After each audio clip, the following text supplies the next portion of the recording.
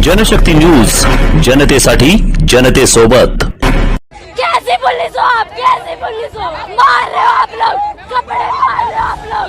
आपको लगता है आप हमें रोक लोगे?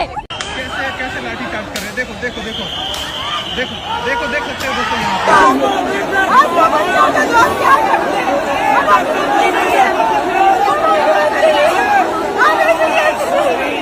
और इधर हमको कैद करके रखा हुआ है। पानी मांग रहे हैं, पानी नहीं दे रहे यहाँ पे। पानी मांग रहे हैं हम कब से, तो हमको इधर कैद करके रखे हैं। अपने ही जवान अंग्रेजों के गुलाम थे, उन्होंने गोली मारी थी, आपने लाठी मारी है।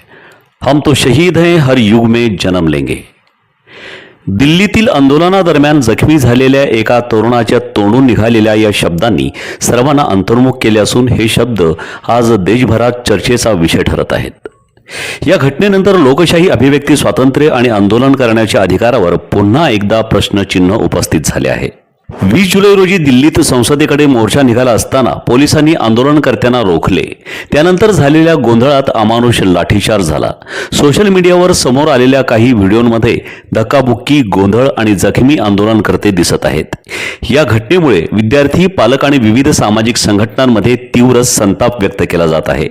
आंदोलनाशी संबंधित अभिजित दीपके यांनी गंभीर आरोप करत म्हटले आहे की पोलिसांनी आंदोलनकर्त्यांवर अनावश्यक बळाचा वापर केला। एका 12 वर्षांच्या मुलीच्या डोक्यालाही दुखापत झाली। तसेच त्यांनी सोनम वांगचुक यांच्या सुरक्षेबाबत चिंता व्यक्त करत त्यांच्या जीवाला धोका असल्याचाही दावा केला आहे। या घटनेनंतर अनेक प्रश्न उपस्थित होत आहेत। आंदोलन करणे हा लोकशाहीने दिलेला अधिकार नाही का? विद्यार्थ्यांचा आवाज ऐकण्याऐवजी त्यांच्यावर लाठ्या का उगारल्या गेल्या? संवादाचा मार्ग बंद झाला आहे का?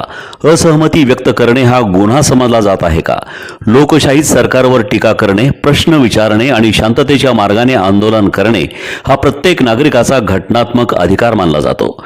अशा वेळी बळाचा वापर अपरिहार्य होता का, की परिस्थिती संवादातून हाताळता आली असती? याची निष्पक्ष चौकशी होणे आवश्यक असल्याची मागणी अनेक स्तरातून केली जात आहे। दिल्लीतील ही घटना केवळ एका आंदोलनापुरती मर्यादित राहिलेली नाही, तिने लोकशाहीची मर्यादा, नागरिकांचे अधिकार आणि राज्यकर्त्यांची जबाबदारी यावर मोठी चर्चा सुरू केली आहे। या संपूर्ण प्रकरणाची निष्पक्ष चौकशी होईल का? जखमी आंदोलनकर्त्यांना न्याय मिळेल का? आणि लोकशाहीत प्रश्न विचारणाऱ्या नागरिकांचा आवाज ऐकला जाईल का? असे अनेक प्रश्न या निमित्ताने उपस्थित झाले आहेत। मित्रांनो, ही फक्त एक बातमी नाही, ही एक चेतावणी आहे। जेव्हा विद्यार्थ्यांचा आवाज दाबला जातो, जेव्हा शांतिपूर्ण निषेधाला दमनाने उत्तर दिले जाते, तेव्हा लोकशाहीचे धिंडवडे उडतात। आज जे विद्यार्थी रस्त्यावर आहेत ते उद्या या देशाचे भविष्य आहेत। कपड़े मार रहे हो आप लोग, आपको लगता है आप हमें रोक लोगे? हाथ उठा सकते हो बस आप। कैसे ड्यूटी है आपकी? मैं ये कह रही हूँ, हम भी 18 के होंगे, हमारा भी वोट का टाइम आएगा। देखते हैं किसे वोट देंगे।